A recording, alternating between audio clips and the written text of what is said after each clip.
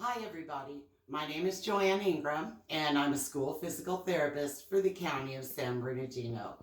And this video is part of the County Schools Distance Learning Program because your child has physical therapy service in their classroom at their school.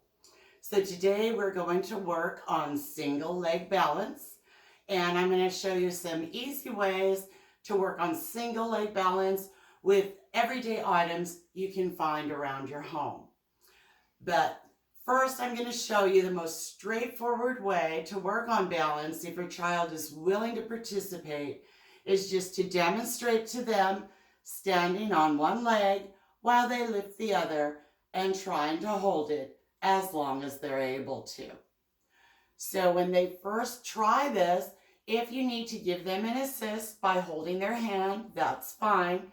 Just always remember to immediately move on to encouraging them to do it on their own. And as they try to do the balance, counting out loud is always a great way to give them some concrete feedback and get them interested in making progress and increasing their time. So let them start with whatever leg they prefer to balance on. And after they've made some progress, they're doing a few seconds on that side, encourage them to start trying balance on the other leg. Okay, single leg balance, just asking your child to do what you are demonstrating and hold one leg up as long as they can. So what do you do if your child is not willing to participate? They insist they can't do it, or they're just not interested in doing what you're asking them to. So I'm going to show you a few activities that you can use to get your child to work on that balance without them even realizing what they're doing. So the first thing is kicking. So I have a playground ball here. It's about 8 to 9 inches in diameter. But you can use whatever kind of ball you have around your house, whatever size, it doesn't matter. You can use whatever you have. That's the point of doing this activity in your home. If you don't have a ball, you can use one of your child's toys or a plushie, anything that's round enough to roll even a little bit is going to work just fine. Okay, so those children that have difficulty with balance will typically try to kick just by walking into the ball. So if that's what you're seeing from your child, you want to really emphasize the demonstration of standing on one foot, lifting that leg back, and swinging it through. So really emphasize that back swing and the follow through as they kick. So if you're still not getting the lift that you want on that kicking leg, what you can do is tee the ball up. So what I have here is just the lid of a mason jar, and it works really well to tee up the ball and just get it up a little bit off the floor to prompt your child to lift the leg so they can kick the ball. If you're still not getting that lift, you can just move on to something a little bit higher. This is just a roll of duct tape or masking tape, and it's just a little bit taller, and it tees the ball up just fine so that when your child goes to kick, if they're going to hit the ball, they have to lift that leg up some. Okay, so kicking the ball. Remember, if when they start your child needs you to hold their hand, that's fine. Go ahead and assist them. But always move on immediately to encouraging them to do it by themselves without your help. Okay. The next thing I'm going to show you is what I call tapping up. So I'm just going to use a box that I found in my garage. And this is the tap up. Just touching an elevated surface without shifting the weight onto the lifted leg. So it's just a tap. And if your child is willing to work with you and participate, you can work on their preferred leg first, holding their hand if you need to, and then of course move on to the other leg. See if you can get them to do the tap up on the opposite leg. And once you've gotten participation on both sides, you can move on to an alternating tap up. Now, if your child is not doing well with participating, give them a target object.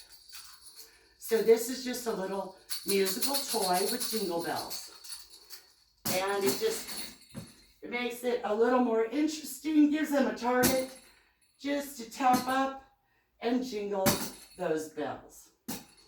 If you don't have a jingly toy, you can use whatever else you have, something that squeaks, something that plays music or even lights up, whatever will catch your child's interest.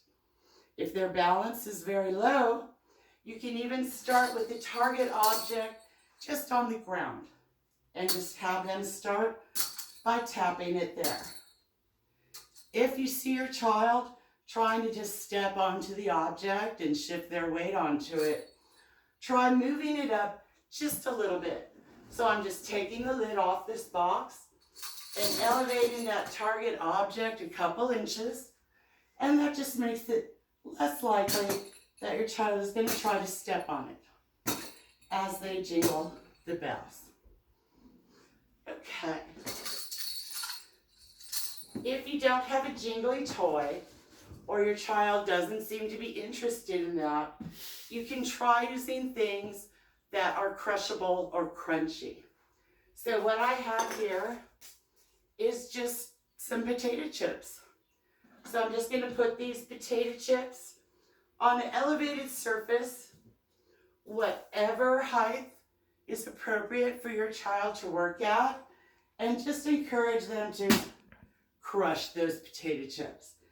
And most kids are going to be super happy to squish stuff, and they're going to enjoy that nice crunchy sound as they do it.